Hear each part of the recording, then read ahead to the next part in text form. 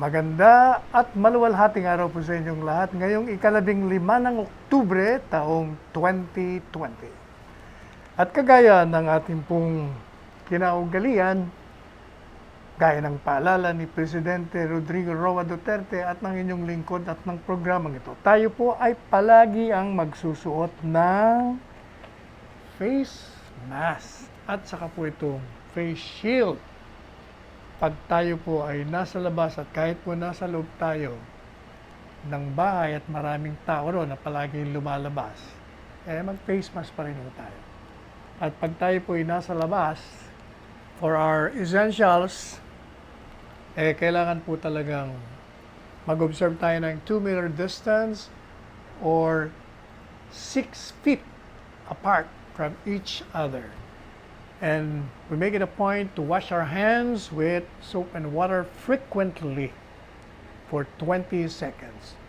And of course, kailangan talagang palakasin natin ang ating immune system. Ibig sabihin, tayo kailangan ay malungging malusog, kumain ng mga masustansyang pagkain gaya ng gulay, mga isda, konti lang ng karne. Tayo po'y kumain din ng prutas, uminom ng bitamina, uminom ng maraming tubig, at saka mag-ehersisyo at matulog ng tama sa oras at tamang bilang. Alam niyo po ba na itong SAP, sangayon po sa Social Weather Station, yung nabigyan na ng mga Pilipino ng ayuda ay umaabot na po sa 71%, 71%. Sangayon sa kanila, ang kanilang mga pamilya ay nakatanggap na ng ayuda sa gobyerno mula pa nung magsimula ang pandemya. At yun po ay lumalabas sa Social Weather Station Survey. In particular, mula po nung magsimula yung krisis na yan, dito lang sa Metro Manila, nakatanggap na po ng mga 11,024 pesos, followed by Luzon with an average of 7,481. At sa Visayas naman, ang average ay 6,833. At sa Mindanao, average ng 5,664. Ibig po sabihin, yung bawat pamilya yun ang tinatanggap dun sa mga binanggit nating lugar. At yung po sa mga urban areas, tumatanggap sila ng 8,721.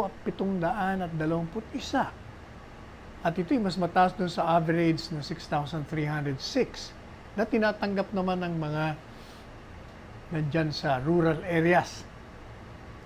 Ito pong survey nito, kung gusto nyong malaman, ito po ay sinagawa noong 17 ng Setyembre, isang buwan lamang, hanggang 20 ng Setyembre. At ang ginamit po rito ay telepono, mobile phone. Kasama na yung computer-assisted telephone interviewing. Ilan ba na-interview rito? 1,249 adult Filipinos. At ito po ay sa buong kapuluan, hindi lang po sa NCR. And pag tayo naman ay dumako sa DOH, sinasabi naman nila na yung recovery rate naman natin sa COVID-19 mataas na rin at nag-improve na. Bakit kanyo? Sapagkat yung average po natin ngayon ay 2,200 cases every day. Kung matatandaan nyo, umabot pa ito ng halos 5,000 Bumaba ng 4,000, naging 3,000. Ngayon ang average natin, 2,200 cases na lamang. At sa ngayon po sa DOH, habang totoo na nakikita natin yung pagbaba, kagaya ng mga dating 3,000, 3,500, bakit pa nga ng 4,000, gaya na sinabi natin sa inyo, nagbibigay pa rin sila ng paalala at babala sa publiko na maaari pa rin umakyat yung pong mga magkakasakit nitong virus. Kaya dapat talaga huwag tayo maging complacent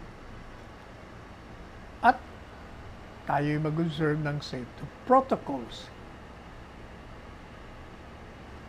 Sa totoo lang, meron talaga tayo mga kababayan na hindi conscious, parang binabaliwala pa rin nila, sumusunod naman sa protocols. Kaya lang, itong face mask, obserbahan nyo, nakasunod nga ng face mask, pero nakaganito, ayun. So, naka-expose. Meron naman, nakalagay ang face mask hanggang bibig lamang at nakalabas naman yung ilong. At kung ito namang face shield ay suot, marami tayong nakikita. Ang ginagawa naman nila, nakaganon naman. Paano?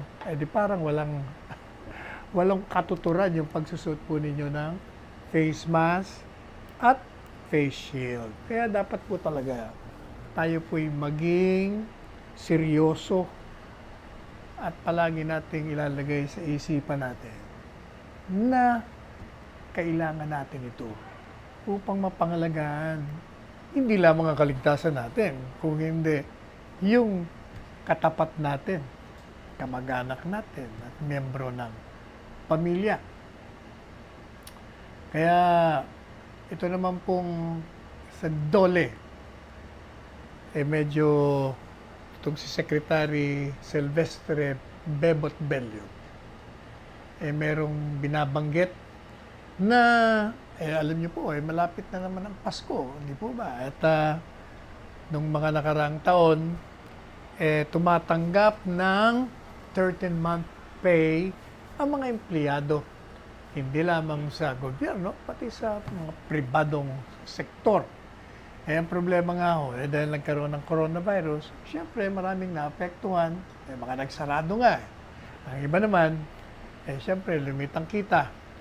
Kaya tinitingnan po ng ating pamahalaan na magbigay ng ayuda dito sa mga malilit na kumpanya na naapektuhan para yung pong mga empleyado nila, mga manggagawa nila ay mabigyan ng ayuda ng gobyerno. At sa ngayon po kay Silvestre Bello, ang ating secretary ng DOLE, saka isang panayam sa radyo, pinag-aaralan niya na tulungan itong mga employers na nagkaroon ng malaking lugi sa kanilang negosyo. At hinihingi niya nga po, sabi niya, ito kasing mga employers nakiusap sa kanya. And so, sabi po niya, ilalapitan niya si Secretary Carlos Sani Dominguez ng Department of Finance at saka yung Secretary naman ng Trade na si Ramon Lopez, Secretary.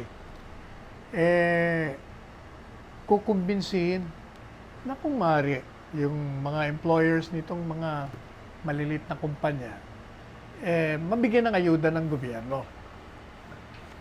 At pinaalala niya rin na sa ilalim ng Presidential Decree 851, talagang ang batas ay nagmamando na magbigay ng 13-month pay sa mga empleyado bago dumating yung bispiras ng Pasko. At sa ilalim po ng PD 851, abay wala po ritong exemption. Kailangan lahat.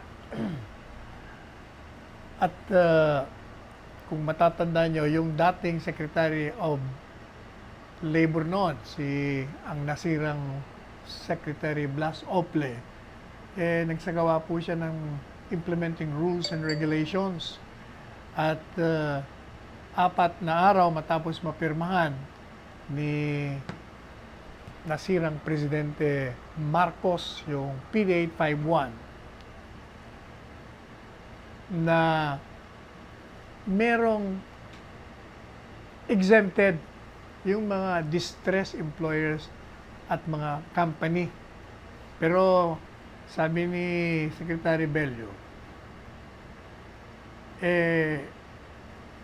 yung pagbibigay ng 13-month pay,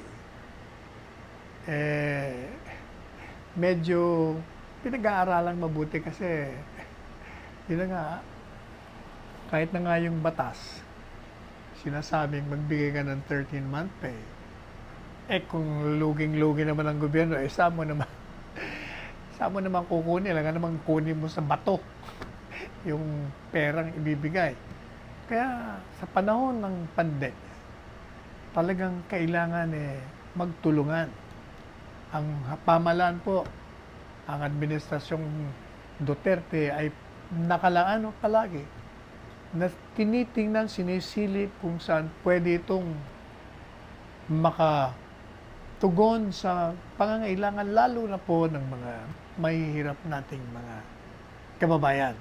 So, abangan nyo. Ito pong si Secretary Bello, Secretary Dominguez, Secretary Lopez, mag-uusap-usap po sila tungkol dito. And I'm sure, President Rodrigo Roa Duterte, palaging bukas ang kanyang puso at isipan dito. Hindi po ba, kung sa malasakit ang pag-uusapan, number one, itong Pangulo natin.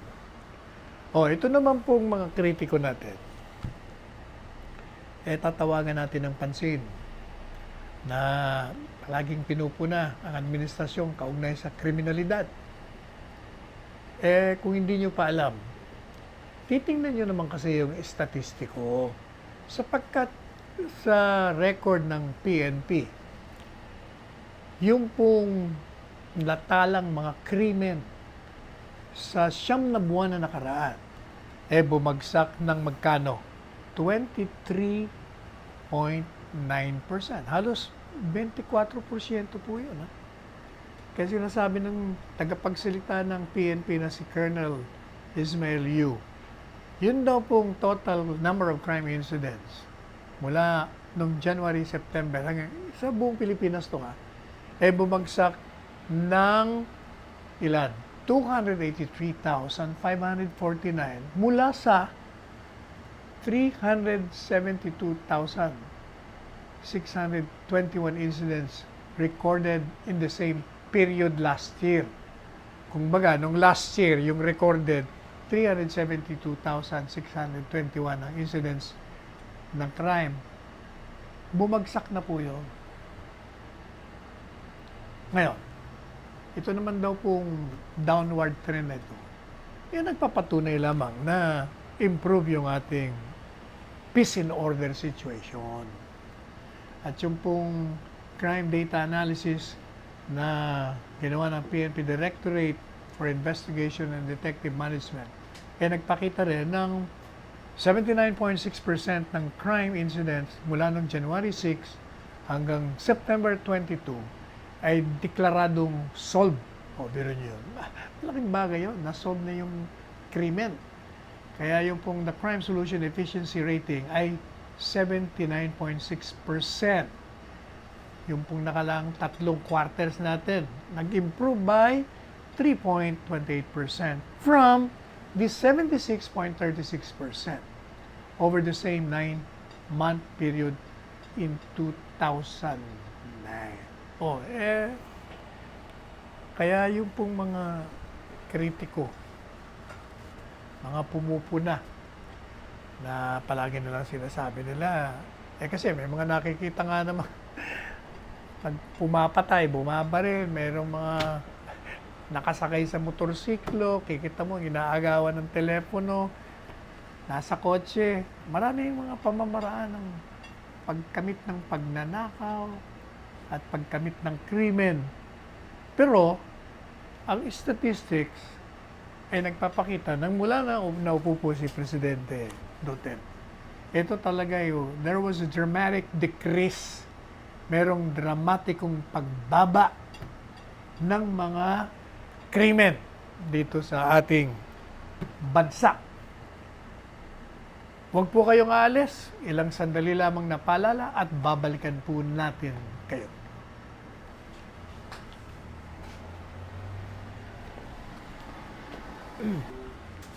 Okay, magandang balita naman po ito sa mga magsasaka. Lalo na po yung mga maliliit na magsasaka natin.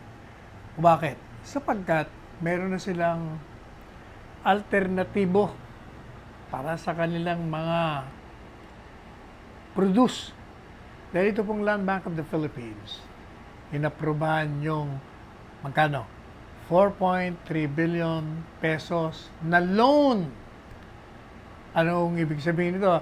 Yung pong mga local government units natin ay pwede nang bumili ng diretso sa inyo ng palay.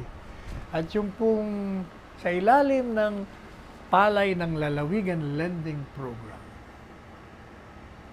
So far, yung pong Land Bank, inaprubahan na po yung pautang dun sa 6 na local government unit. Kasama po rito yung Nueva Ecija, Isabela, ang Tarlac at ang Camarines Sur. At inimplementa po ito noong 1 taon, noong Oktubre. At ito po ibukas sa mga munisipyo, sa mga syudad, pati na sa mga provincial government of palay-producing provinces. At alam niyo ba, maliban po dito sa mga loans para dito sa pagbibili ng palay, yung pong mga kwalipikadong LGU ay magagamit ninyong pondo para makabili ng mga farm machines o yung mga mechanized na pang-aararo at saka yung mga post-harvest facilities.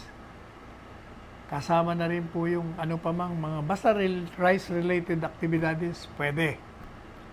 At meron din pong short-term loan na tinatawag para magkaroon ng working capital naman. At ang interest ay malit lamang, 2% interest lamang sa bawat taon hanggang sa December 31, 2022.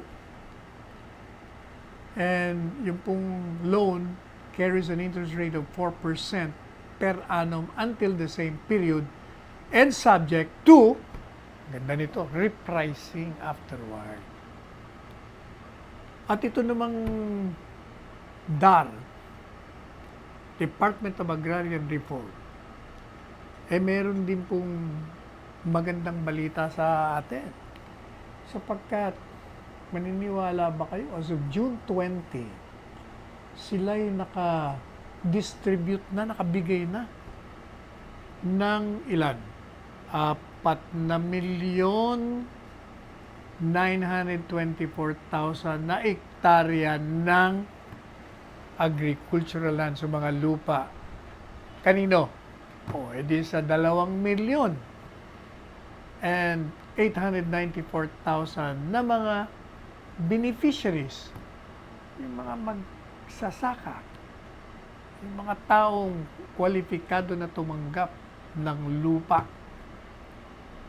At sa ngayon po sa inventaryo, sabi ng DAR, batay sa Republic Act number 9700, ito po yung tinatawag na Comprehensive Agrarian Reform Program Extension with Reforms. Yung pong DAR, mula daw noong 1972, panahon pa ng Marcos ito, hanggang sa kasalukuyan, maniniwala ba kayo na napakadami ng ektarya ang naimudmud, naibigay? Ilan? 5,441,000 na ektarya na naibigay sa mga qualified beneficiaries. At nakabigay na raw po sila ng 90% nitong bilang na binanggit natin. At sila po ay kasalukuyan, papunta na sila sa pag-distribute naman ng 523,000 hectares pa. Samantala, sabi naman po nung kanilang legal, merong mga problemang legal na na-resolve na nila. Ibig sabihin, nabigyan na ng solusyon. Siyempre, may alitan dyan. Pagdating sa lupa, ang dami. Dito na sa opisina natin. Ang daming sumusulan, nagre-reklamo, kaysa kinuha yung lupa nila. Bakit hindi pa sila binibigyan? Ako marami. Sabi po ng legal ng DAR, abay, marami na rin kaming resolve. At ang kliyente daw nila, yung mga kliyente nila, of course, yung mga magsasaka. At binibigyan daw po sila ng libre na serbisyong legal. Katunayan daw, merong mga kaso na umaabot sa 80,000 agrarian legal cases. Pero sa ngayon po kay DAR Secretary John Castriciones, meron silang zero backlog campaign. Gusto nilang tapusin. Sa loob lang daw ng 3 taon. Napababa nila yung mga kaso. From 80,000, naging 6,500 cases na lamang. Kaya, he is assuring na sa tulong ng mga marami palang abogado itong DAR, 760 competent lawyers all over the country. Yung pang mga naiwan ng mga kasong agraryo, mabibigyan ng solusyon bago matapos ang taon na ito. Aba, itong Sandatang Lakas, meron ding magandang binabalita sapagkat napabalitaan nyo, merong mga modernization program ang ating Armed Forces of the Philippines. At ito, alam nating lahat, pag modernize mo yung Armed Forces of the Philippines, ito'y susi na makakatulong ito sa pagsawata, sa paghinto ng problema sa insurgency o sa rebellion. Kasama yung terorismo, pati na yung violenting extremism. At yan po ay pinahayag naman ni AFP Chief of Staff, General Gilbert Gapay. At binibida niya na mula nung pumasok ang Administrasyong Duterte noong 2016, ay nagkaroon na po ng maraming upgrades sa kanilang mga gamit. Halimbawa, meron na po sila ngayong missile na may kakayahan dyan po sa Philippine Navy. At meron din silang bagong mga barko, yung BRP Jose Rizal. Nagkaroon din po ng salamat dito kay Presidente Duterte. Talagang umakyat ang sahod ng mga sundalo, pati yung hazard pay nila. At yun ay nagbigay ng mataas na moral. Umakyat ang, siyempre, moral. Dahil, alam niyo po, mga sundalo, mga pulis, pag umaalis yan sa kanilang mga tahanan, yung isang paa nila, nakabaon na sa hukay. Kaya hindi nila malaman kung makakabalik pa sila. Sapagkat ang trabaho nga po nila ang seguridad. Pinapangalagaan nila ang kaligtasan nating lahat sa mga kriminal, sa mga walang hiya, sa mga terorista, sa mga rebelde na sinisira at pinapatay ang mga kababayan natin at sila rin, mga sundalo, mga kapulisan. Kaya palagi pong nasa bingit ng panganib ang kanilang buhay pag sila ay umaalis sa kanilang tahanan. At maliban po doon sa mga binanggit nating improvement, yung pong ating AFP, bumili ng ng mga eroplano, 6 na Super Tucano 829B. At ito'y made by Brazil's Embraer SA para dito sa ating Philippine Air Force. Meron pa nga isang frigate, isa pang barko. Ang ibig sabihin ng hindi ito ordinaryong barko. Kumbaga panlaban ng barko ito. May armas ito. At ang pinangalanan nila rito ay BRP Antonio Luna. Puro pangalan ng mga bayani natin. Yung isa, BRP Jose Rizal. Ito naman, BRP Antonio Luna. At ito raw po, inaasahan na ma-deliver na sa first quarter ng 2021. At nakapasa na raw po ito dun sa mga trial. Siyempre, bago mo i-deliver yung ganong klaseng barkong panlaban, armado, meron trial sa karagatan. At ito ay ginawa sa South Korea noong isang buwan. At natapos na raw yung unang trial. Meron pang binabanggit. Yun daw pong Philippine Army natin.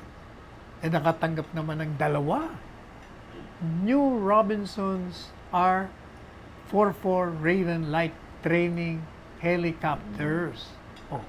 Meron na tayong mga choppers na bago. At ito'y gagamitin sa pag-training naman ng mga kadete dahil sa Philippine Army. Ibig sabihin, yung mga sundalo. At naghahanda rin po sila na bumili pa ng mga additional air assets in the next few years. Alam po ninyo, importante po ito, kung matatandaan nyo, si Presidente Duterte naglunsad ng kanyang kakaibang foreign policy. Sabi niya, pagdating sa security, hindi tayo dapat umaasa sa Estados Unidos o sa ano pang bansa. Kailangan tayo mismo meron tayong kakayahan. Palakasin natin ang puwersa natin. Sapagkat pag umaasa lang tayo, walang mangyayari talaga sa atin. Buting-buti mabuti sana kung inaasahan natin, sasakluluhan tayo. Hindi naman gano'n ang realidad. Alam nyo, ang mga bansa, palagi lang gumagalaw yan. Pag tumulong ba tayo dyan, pabor sa ating interest o hindi? Pag hindi pabor, bakit tayo papasok dyan? Ganyan po ang lahat ng bansa. Palaging self-interest. Meron nga pala tayong ibibida sa inyo. Itong si Senator Ping Lacson, sinusuportahan niya. O rather, yung DOJ ay sinusuportahan yung mga payag ni Ping Lacson. Kaugnay naman dun sa Indon Bomber. Tandaan nyo, yung binibina natin ng isang programa natin na nahuli yung isang suicide bomber at saka yung 2 Pilipino pa na terorista rin. Nahuli sila bago pa. May plano yun nga ang kagandahan ng anti-terrorism. Kaya sinasabi na itong anti-terrorism act, yung paghuli dito sa 3, ito ang magiging test kung itong anti-terrorism act epektibo. Kasi po, sa ilalim ng anti-terrorism act, pati yung gagawin mo pa lang, kung nagpaplano ka pa lang, kasi sa ilalim ng ating revised penal code, kung plano lang, hindi krimen yun, unless of course, conspiracy to commit certain crimes na pinaplano mo pa lang, pwede na. Pero yung kagaya nito, hindi ba? Nangyari sa Sulu, wala pa tayong anti-terrorism. Hindi nila maaresto. Kailangan meron ka pang pandemanda kung wala ka nun. O kaya yung pagpasok ng anti-terrorism nagkaroon sila ng leeway sapagkat pwede na silang tutuntunin kanila. Papakinggan nila yung mga usap-usapan nyo sa telepono, lahat yan, pwede na. Kaya huli ka agad. Huli yan, kung baga. Sabi ni Ping Lacson, ito, yung kagandahan nito, isa sa mga provisiones ng anti-terrorism law. Siya po ang pangunahing author dito na pinaparusahan yung mga plano pa lamang at merong mga preparatory acts na ginagawa, dampot ka na nga. Kasi nga, mas maganda nga naman yung, kumbaga sa sakit, it's better to prevent sickness than to cure it. Dahil mas mabuti, kagaya nga sinasabi natin, palakasin natin yung immune system para may panlaban tayo sa mga sakit. Mas mahirap yung nagkasakit tayo ganun din po yung krimen. Bago paggawin nila, bago pa papabombahin yun, yung plano nila, dadakmayin ka na, huli ka na. Kaya kayong mga kritiko, huwag kayong basta lang kontra ng kontra. O, kagaya niyan, ilan ba, ang daming naghain ng petisyon sa Korte Suprema para pawalang bisa ang napirmahan at ngayong batas ng Anti-Terrorism Act. Ito namang mga nandyan, sa tingin natin, misplaced lahat yung mga pangamba ninyo at yung mga takot ninyo na gagamitin lamang ito laban doon sa mga kumukontra o nagpapahayag lamang ng kanilang pagsalungat sa mga patakaran ng pamahalaan. Hindi po totoo yan. Yung Anti-Terrorism Act ay napakahigpit.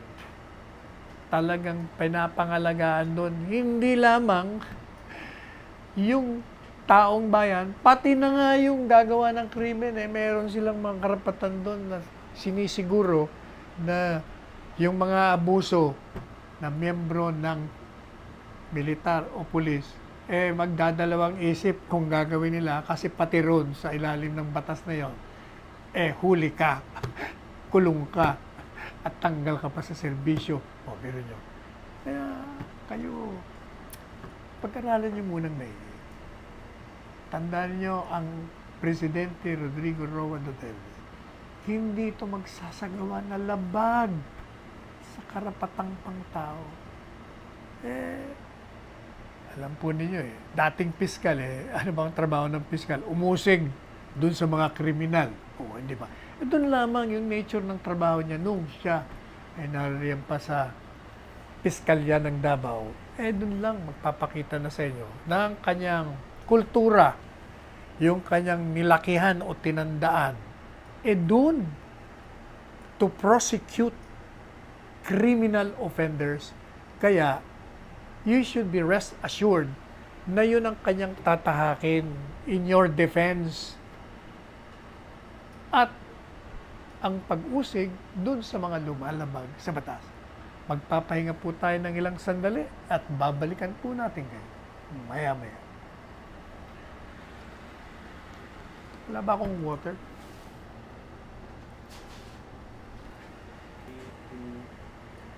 Alright. May magandang balita naman dun sa mga naghihintay dun sa rules and regulations na magpapatupad at magliliwanag dun sa batas na Republic Act 11479 or yung pong pinag-uusapan nating Anti-Terrorism Act of 2020. At ito'y naaprubahan ng Anti-Terrorism Council noong Miyerkules lamang. Ang gumawa po nito yung Technical Working Group sa pangunguna ng DOJ. And ito pong mga kopyang to, i-disseminate, ibibigay sa mga law enforcement agencies. Pati Kongreso bibigyan. At sapagkat ito naman nakalagay sa ilalim ng batas. At ito po ilalathala online yung IRR at sa isang pahayagan of general circulation sa susunod na mga araw. Kung matatandaan nyo, itong pag-draft ng IRR, sinimulan pa ito noong July. At sabi nga natin kanina, 37 petitions na ang naihain dyan sa 37 ba o 30? Kasi sa isang dyaryo kanina, 37 ang basa ko. Yung iba naman, 30. Anyway, marami ang nagain dyan sa Korte Suprema na sinasalungat yung validity ng batas. So, nandiyan na yung sa Korte Suprema. Titingnan natin kung ano ang gagawin. Ang samantala, kaugnay po dito sa kasong ito, ang Korte Suprema naman, nag-set na ng oral arguments. At sila po ay gumagawa ng mga issues. Pinipili na nila yung mga issue kung ano ang pag-uusapan sa oral arguments. Hindi naman po pwede kasi na marami. Kailangan i-concise mo lang yon. Papaigsiin mo kasi pareho lang naman eh. Actually, isa lang naman ang tanong niya. Is that constitutional or not? O merong mga sub-question doon like, is it true? Tama ba yung akusasyon na itong Anti-Terrorism Council binibigyan ng kapangyarihan na mag-utos, na mag-aresto ng isang pinaghihinalaang terorista na hindi nadadaan sa hukuman? Yun ang mga tanong under the general question na, is it constitutional or not? So, ito po ay pinag-uusapan at isusumite sa Supreme Court and Bank. Samantala, ito naman pong movement against tyranny. Sino naman kaya ito? Siyempre, the same usual suspects ito. Kasama na rin ito dun sa mga kumukontra, yung mga nandiyan sa kaliwa, yung mga oposisyon. Sabi nila, yung executive branch, wag daw i-preempt ang Korte Suprema. Yun, tama, 37 petitions ang naihain na ideklara yung Anti-Terrorism Act non-constitutional. Ito ang argumento nila. Tingnan natin kung may validity sa argument. The fact that there are 37 petitions in the Supreme Court against the anti-terrorism law should make authorities think twice about coming out with an IRR. With so many questionable, dangerous provisions, authorities should exercise extraordinary prudence in implementing this controversial law. Yun daw pong executive department. Kailangan dahan-dahan o mag-ingat, mag-isip ng 2 beses bago maglabas ng IRR. Dahil marami daw na mga mapanganib na provision na ngayon ay kini-question nila. Kailangan daw merong extraordinary prudence upang ipatupad ang controversial na batas. Kasi daw, yung takot nga nila, gagamitin lang ito upang sirain yung karapatang ng pagpapahayag at ng press. Kaya, ang sabi yun ng Korte Suprema, sige, pag-aaralan natin to, lagay natin, at kakaroon tayo ng oral arguments. Ito namang grupong ito, alam nyo, yung batas, kailangan ipatupad, whether you like it or not. And necessarily, kailangan talaga ng IRR. At hindi porket natatakot kayo dito sa batas, hindi na patutuparin nyo rules and regulations o yung IRR. Hindi po pwede yan. The presumption is that's valid unless declared by the Supreme Court as labag sa saligang batas. Yan ang regla dyan. Ano ba kayo? Talaga kayong mga the usual critics. Palagi na lang kayong puna, pintas, wala na kayong nakitang mabuting nagawa. Pero, since nandiyan na yan sa Korte Suprema, di hayaan natin kayo. Good luck sa inyong lahat. Pero tandaan nyo, yung Anti-Terrorism Act, yan ay kasama sa ating commitment sa United Nations. Bilang miyembro ng United Nations, meron po tayong mga obligasyon. At isa sa mga obligasyon natin, kailangan talaga magpasa tayo ng Anti-Terrorism Act. Kasama na yan. And sabi nga natin, kahit na wala tayong obligasyon, Sus Mariosep naman. Alam niyo naman ang terorismo, hindi nga namimili ng kalaban to, talagang sisirain ng lipunan ito. Walang kinikilala ito. Parang coronavirus to. Sus Mariosep. Kaya kailangan, maglalagay po tayo ng batas na bago pa magsisuicide itong mga bomber na ito, madadakma natin, mahuhuli na natin. Gaya ng ginawa natin, nakarang linggo lang, yung binabanggit natin kanina, na 3, biro mo yun, nag-iisip na sila mag-suicide, bobombay na naman nila ang sulo. Mabuti, dahil dito sa Anti-Terrorism Act nga, meron ng pagkakataon na ma-surveillance, marinig yung mga pinag-uusapan nila, kaya nahuli. May plano. Oh. Kaya huli. Pero kung walang Anti-Terrorism Act, hindi po pwede yun. Kailangan punta ka pa sa korte muna, hihingi ka pa ng mandamiento, ng isi-search mo. Pero dito, hindi na. Di ba, pinaliwanag na natin to na matagal. Anyway,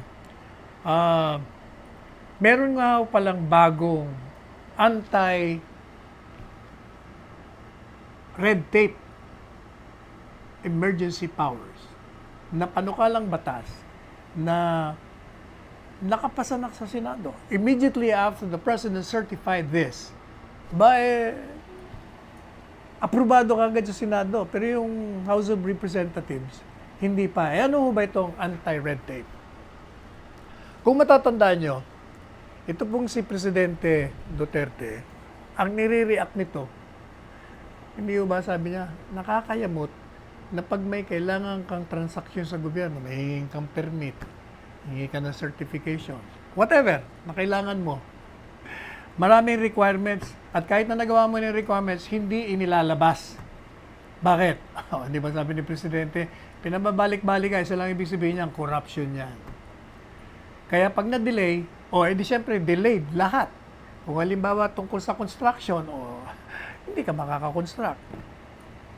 Hindi po ba? Marami. Kaya apektado ang ekonomiya. So, ginawa po ni Presidente, bigay siya ng suggestion. Bigyan niyo ako ng emergency power. At kara-kara naman ng Senado. Abay, nagpasa kagad. Ano po ba itong anti-red tape? Ito po ay batas na nagbibigay ng kapangyarihan kay Presidente na mapadali yung pong pag-process at saka pag-issue ng ng lisensya, ng permit, ng mga sertifikasyon, hindi lamang sa national, pati lokal. Kasi sabi ni Presidente, ito'y will facilitate the economic activity, mapapabilis ang aktibidades sa ating ekonomiya. At mapapadali rin yung ating pagbabalik sa kalusugan ng ating ekonomiya.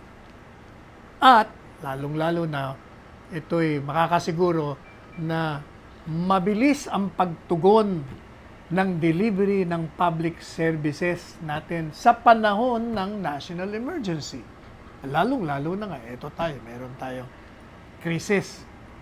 Kaya, nung sinertify, immediately yung Senado po natin proceeded with the third reading approval of the bill without waiting for the 3 days. Kaya, ito namang nandyan sa House. Siguro naman dahil okay na kayo dyan. Sapagkat si St. Peter has already yielded to the House of Lords. Wala na kayong problema dyan, kaya kayod na kayo ng kayod, trabaho ng trabaho, para magkaisa na kayo. At matulungan na natin si Presidente at ang ating taong bayan na maipasa ninyo, unang-una yung national budget, at ito ngayon, may bago kayong panukalang batas na dapat pag-usapan nyo dyan sa Kongreso at maipasa rin ninyo. At ito naman pong si Speaker Lord Alan Velasco, siya naman is in full agreement with the President na i-fast track, bilisan ang pag-aproba ng lahat ng mga nakabinbin na mehora o panukalang batas. Lalong-lalo na yung anti-red tape, emergency act, pati na yung mga anti-corruption campaign ng gobyerno. At sa ilalim po ng panukalang batas na ito, ito, kanina ini-interview tayo attorney. Sabi niya, hindi mo ba meron ng executive order, meron na ng batas niyan tungkol sa streamlining. Ginawa pa nga dyan eh.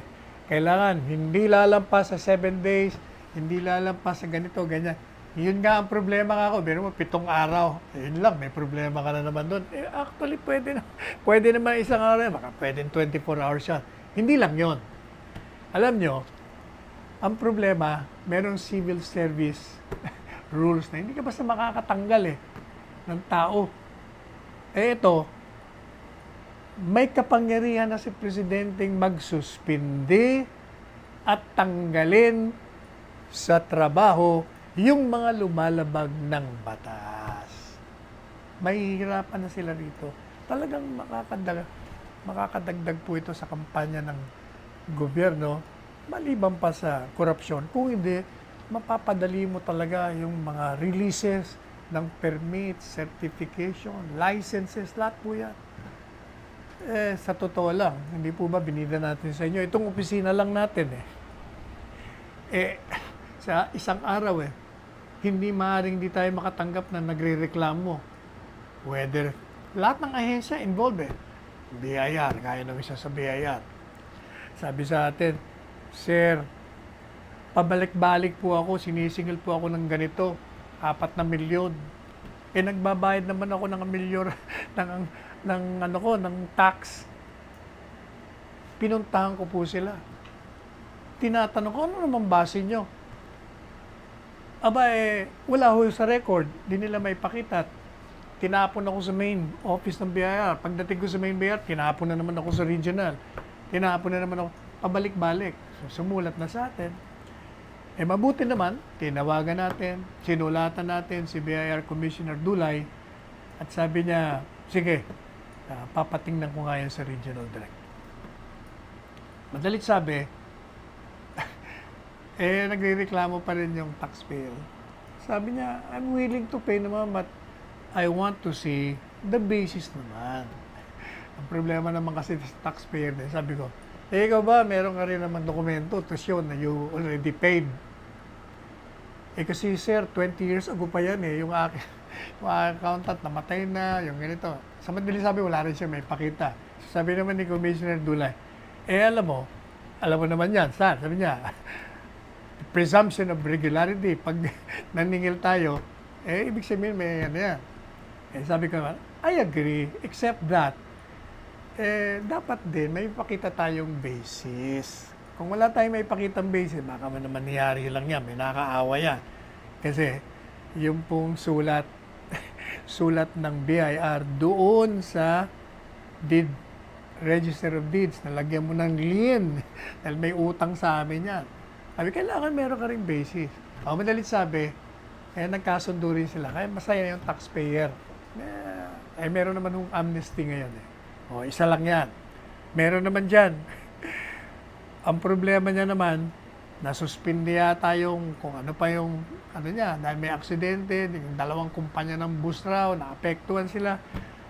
Nag-appeal na sila. Madalit sabi, 1 taon na, inabot na ng pandemic. Yun ang may problema nga tayo doon Yung iba naman sa construction, hindi mabigyan ng permit. Meron tayong nagrereklamo, nagtayo ng isang ubod ng laki ng building, meron ng DNR, pero yung local government ayaw nang bigyan. Marami. So, there is really a need for this president to fix certain requirements at bigyan ng kapangyarihan na yung mga lumalabag sa batas, patay kang bata, dismiss kung hindi ka suspendido. Ayan po. Samantala, ito pong si Presidente, hindi po ba, palagi niya sinasabi sa atin na may pag-asa tayo sa vaccine. At kung narinig niyo po yung unscheduled address nga yun nung isang gabi, hindi ko nga alam na magsasalita, nagulat na lang tayo May nag-text sa atin, magsasalita si Presidente, nakatulungan na nga natin doon po sa kanyang televised address, binabanggit niya yung vaccine na malapit na magkaroon tayo ng vaccine matapos itong Russia nag-commit na gumawa ng pharmaceutical plant para mag-create ng vaccine na yun. At sabi po ni Presidente, basta masunod yung, siyempre may sarili po tayong regla, meron tayong food and drug.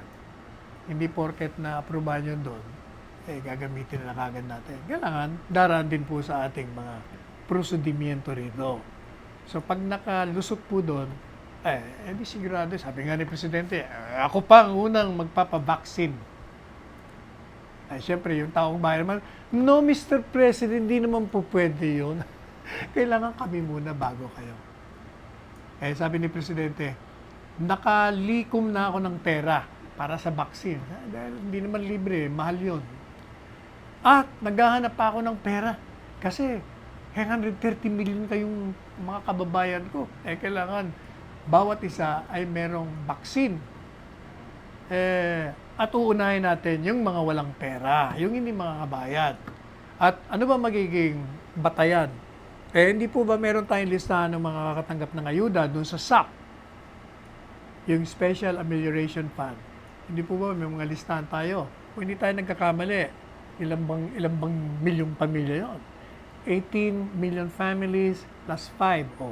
O 23 ng dating may listahan. Pamilya po yun. Yun. Doon natin makikita kung sino ang bibigyan natin. Uunahin po natin yun. Kasi ito yung mga informal workers. Ibig sabihin, ito isang kahig, isang tuka. Walang regular na trabaho ito. Nung mag-pandemic, talagang nawalan ng trabaho. Sino ba itong mga ito? Ayan. Yung mga hindi ba? Yung mga jeepney driver, nagmamalimos na nga. Mga bus driver. Yung mga barbero, yung mga musikero, yung mga kumakanta sa nightclub, yung mga dyan sa salon, yung mga masahista, o yung mga nagtitinda dyan sa sigarilyo, naglalako ng kung ano-ano, mga pagkain sa kalsada. Ito yung mga, kung walang trabaho, walang pansaw, ditong uunahin natin. At meron pang binabanggit nga pala si Presidente nung hindi tayo nagkakamali. Yung pong mga motorsiklo, sabi niya, bibili tayo ng motorsiklo, bibigyan natin sa mga pulis. Bakit? Hindi po ba itong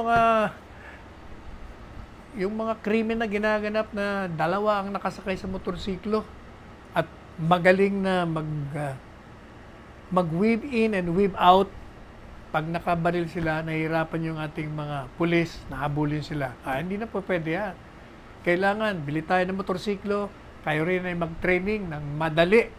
Madali yung mahabol yan. If you can train, sabi niya, the Highway Patrol Group. Siguro naman, mabilis natin mahuhuli itong mga scoundrel, mga kriminal na ito. Hindi po ba si Presidente Duterte mahilig yan sa motorsiklo? Nakita niyo, na-aksidente pa nga. Kaya sabi ni Presidente, bumili kayo ng 250cc motorbike. Maganda yan. Pero kailangan matuto kayo. Alam naman po natin, sabi ni Presidente, kinikilala niya na talagang nightmare. Mahirap talagang humabol sa mga motorcycle riding suspects na napakabilis na makatakas sa scene of the crime. Hindi ba? Dami nga dyan sa social media na lang Sa mga group chat, makikita nyo may, nangyari ito sa ganitong lugar. Nangyari ito sa ganyang lugar. Talagang may hirapan tayo. Anyway, meron pa pong sinasabi si Presidente. Ito, corruption na naman. Ito yung mga frustration ni Pangulong Duterte. Kaya kita nyo, ibig na nga mag-resign. 2 beses na nga kaming nilayasan ni Presidente sa kabinete. Inulit na naman. Frustration lang po yan. Sabi niya, yan dyan sa DPWH. Naku, rampant ang corruption dyan. Naku, Secretary Villar. Meron nga tayong sinumbong Secretary Villar. Sabi ko, Secretary Villar, may nagreklamo nito, pinasa ko yung text. Yun daw di-distribute ng graba. Kahit na naman daw in compliance, kompleto, hinihinto, pati hinihinto. Siguro nag-aantay ng lagay. Sabi ni Presidente, ako, dyan sa DPWH. Meron din dyan, yung mga contractor dyan.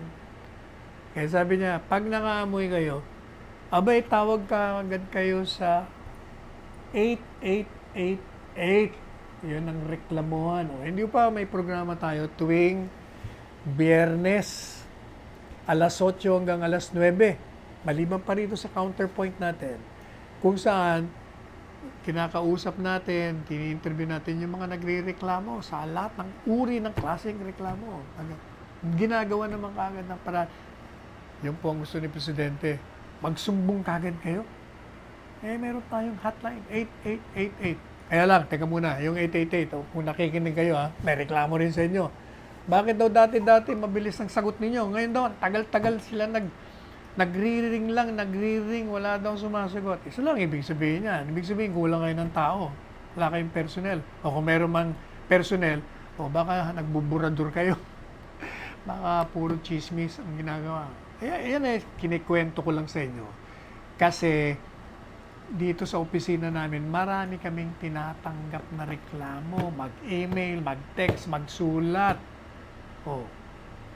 Kaya dapat, pag merong sumbong, action kagad po tayo. Yan ang gusto ni Presidente. Sabi ni Presidente, walang construction na uumpisa na walang transaksyon. Ano pang ibig sabihin? Palaging merong under the table. Yan po ang tanggalin natin. Kaya sabi niya, hindi ko alam kung sino ang involved dyan. Kumbaga, hindi ko may tuturo. Pero alam ko, marami sa mga opisyal dyan. Kaya, calling Secretary Mark Villar. Palagay ko, kaya-kaya mo yan, Secretary Mark. Meanwhile, nabanggit po natin dito sa programa natin, yung nakaraang pang programa ni Presidente, yung televised address, hindi po ba may sinabi siya na yung mga shabu-shabong yan, pag nakumpis ka yan, nilalagay sa warehouse. Ang problema, pwedeng nakawin, i-recycle. Kaya di ba sabi niya, I'm giving you 1 week to destroy. Sunugin yung lahat. Inulit niya na naman po.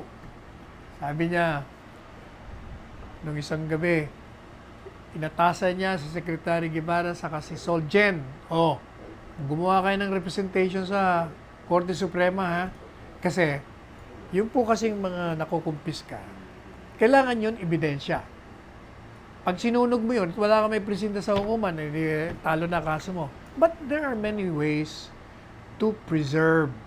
Pwede mo namang humingi ng permiso sa korte na kailangan may ocular inspection ka. Sabi nga ni Presidente, nandun ngayon yung mga representatives ng kung ano ngayon siya.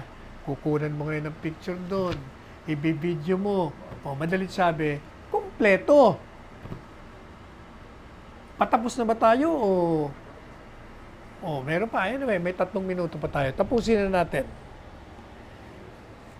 At sabi ni Presidente, mahirap sabi nga ni Presidente, ibig ko makita yan.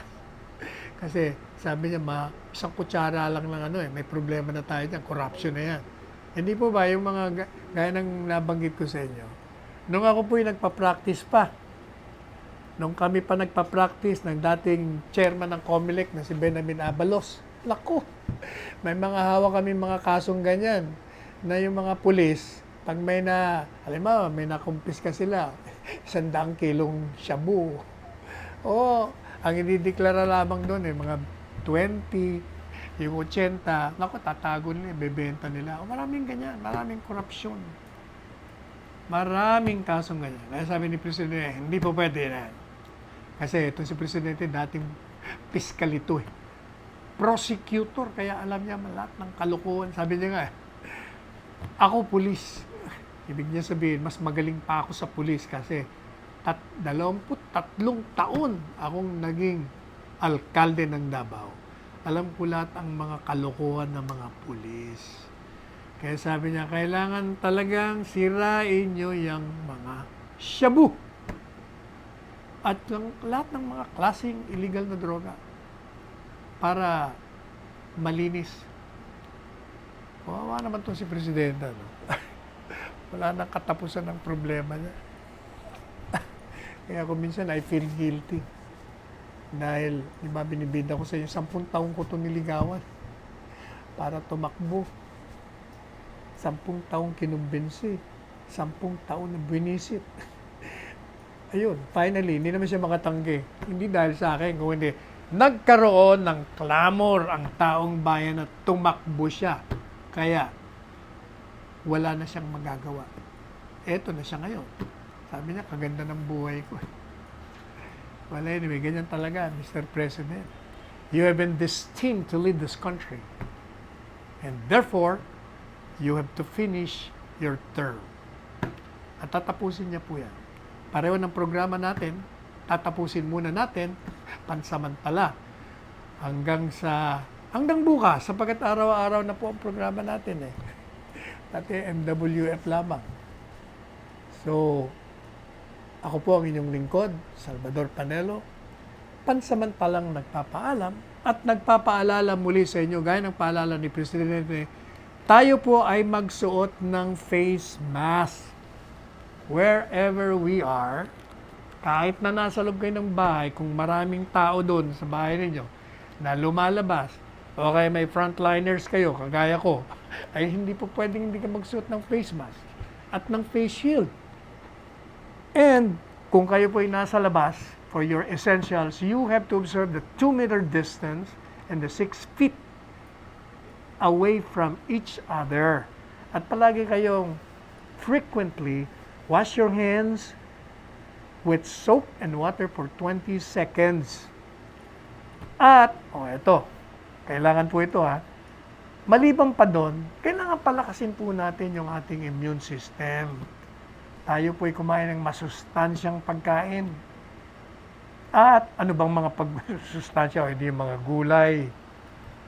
Yung karne, konti lang karne. Mga isda, mga seafoods po.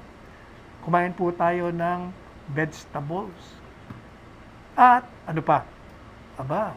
Kailangan prutas. At vitamina. Alam po nyo ba? Ako, lahat na yata ng ABC vitamins, iniinom natin. Maliban pa dyan, marami rin akong tubig na ininom. Maraming tubig ang inumin nyo. At mag-ehersisyo kayo. Every morning, nag-exercise tayo. 15 to 30 minutes a day. Lahat ng klaseng exercise. And matulog kayo ng tamang oras at tamang bilang. And, tayo, bago kayo matulog, kayo ay magdasal upang alalayan tayo ng dakilang lumikha. So once more, ito po ang inyong lingkod. Nagsasabi, let us tread the path of roses and let us go beyond the path of thorns. Magmahalan tayo and I love you all.